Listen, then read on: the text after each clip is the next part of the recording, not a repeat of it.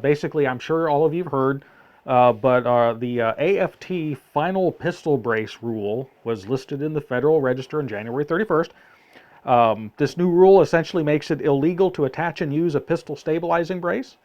Use of such a device in the eyes of the AFT remakes the pistol into a short-barreled rifle subject to all the regulations and provisions of the NFA, the same regulations that apply to silencers and machine guns, which among other things requires an application complete with fingerprints, background checks, a payment of a $200 tax prior to ownership, and then you have to be approved. So you first have to ask for permission, you have to pay for permission, and then hopefully you can get permission. The new rule was effective immediately, meaning that effective February 1st, anyone owning and using such a device is essentially a felon in the eyes of the AFT. There's millions of these in circulation, meaning that there's now millions of new felons out there. In their infinite generosity, they've provided us a 120-day grace period to file an application. Normally, you have to have these approvals prior to owning such a thing. In this case, they put the law in place making the ownership illegal after you already had it. But anyway, they're waiving the $200 tax, so that sounds great. And it's supposed to account for the fact that these items are already in the hands of all these people. But of course, there's several issues that arise from this. Historically, the approval process can take up to a year for some of these things. 120 days, the last time I checked, it's less than a year. So there's a first problem there. So if you don't have your papers within the 120-day grace period, again, you're a felon. But don't worry. The AFT has assured us that they'll use their discretion on prosecuting people that have these, so long as you have proof you have filed. The warm and fuzzies there, Craig. Oh, yeah. As long as you have proof that you filed, you should be okay. But what if you're denied? You've told the AFT that you possess what they have stated is an NFA item, and so you would be immediately subject to prosecution. So, let's just assume you're approved, though. Once you're approved, the freedoms normally associated with firearms ownership are still hampered. There's additional paperwork and approvals required before you can cross state lines. You're not allowed to allow anyone not specifically authorized by the paperwork to use the firearm. So even if you're, currently they've expanded this kind of provision. So it used to be in the good old days of, 4 months ago, that if you and a buddy were out shooting and your buddy had a machine gun, and you wanted to shoot it, as long as he was right there with you, you could shoot it. It's no problem at all. The ATF has kind of changed their stance on that, and so you're not allowed to do that anymore, technically. That's still kind of up in the air, but that's kind of the last where that stands. So anyway, there's some other issues too. Some states do not allow SBRs, which that's what the ATF basically says this turns it into. A pistol with a stabilizing brace is a short-barreled rifle now, in their view. So if you get all your paperwork and stuff, now federally you're okay, but if you live in a state that doesn't allow short-barreled rifles, well, now you're in trouble in the state. So there's that problem. So anyway, as you would expect, lawsuits started flying very fast. There's a couple of noteworthy ones. The first is from the Firearms Regulatory Accountability Coalition, or FRAC, who, along with SB Tactical, B&T USA, Richard Cicero, a retired police firearms instructor and a wounded warrior who uses stabilizing braces, they filed suit on February 9th against the AFT, Merrick Garland as the AG of the United States, and Stephen Dettelbach as the director of the ATF, and they're asking for a declaratory and injunctive relief. Now, this suit, like several others, cites a wide-ranging list of points, among other things, that the ATF themselves did not consider these braces as SBRs for over 10 years, that the ruling is arbitrary and capricious, and that the ATF themselves did not follow correct procedures in rulemaking.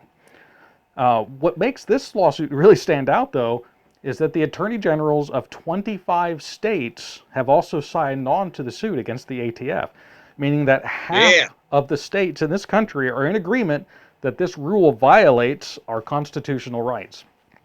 And the states, there's Alabama, Alaska, Arkansas, Florida, Georgia, Idaho, Indiana, Iowa, Kansas, Kentucky, Louisiana, Mississippi, Missouri, Montana, Nebraska, New Hampshire, North Dakota, Oklahoma, South Carolina, South Dakota, Tennessee, Utah, Virginia, West Virginia, and Wyoming.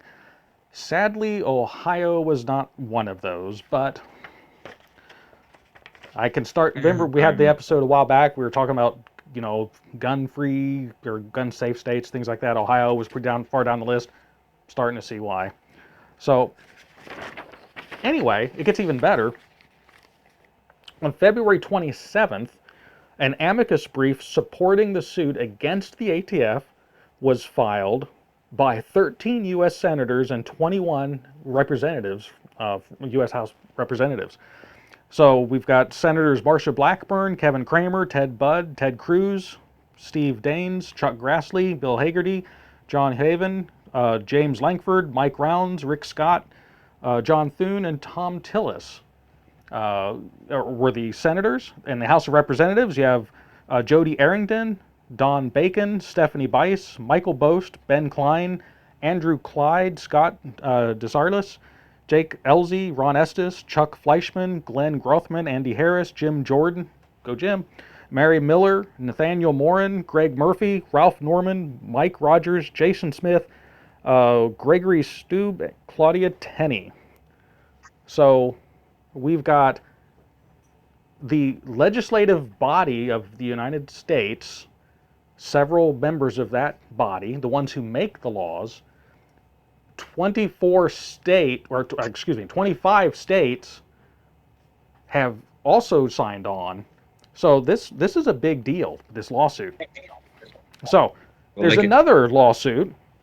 It was filed on February 9th, this one in the state of Texas. If you notice when I read through those states, Texas wasn't listed there. Well, that's because they've got their own.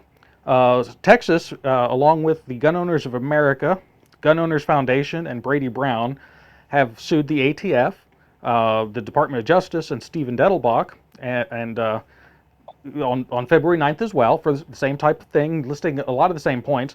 And just this past Monday, March 6th, they filed a formal request for a motion of preliminary injunction.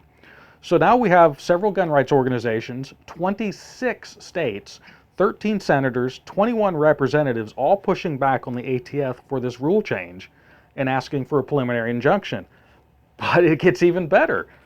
Just this week, on Monday, March 6th, Jim Jordan, as chairman of the Committee on the Judiciary, and Thomas Massey, the chairman of the Subcommittee on the Administrative State Regulatory Reform and Antitrust Committee, sent an official request for the ATF Director Stephen Dettelbach, asking him to testify, along with several other key ATF staff, to explain their actions, citing the ATF's lack of transparency, as well as for them to defend why they feel they have the legal authority to regulate these devices without having a clear legislative mandate from Congress.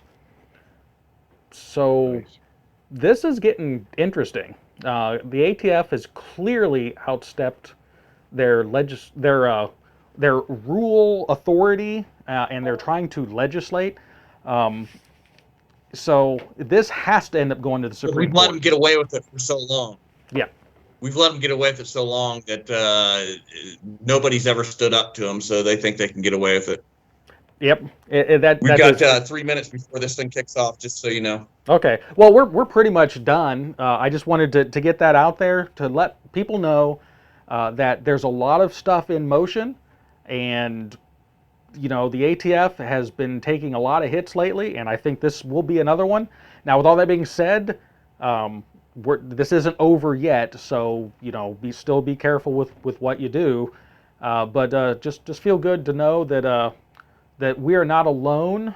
More than half the country and even the U.S. government is pushing back on the ATF. So that makes me just feel better.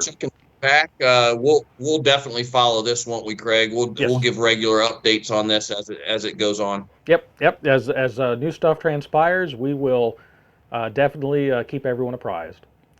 I hope you've enjoyed this clip from the Craig's Gun Channel Random Shots program. The program airs Thursdays at 8 o'clock Eastern Standard Time.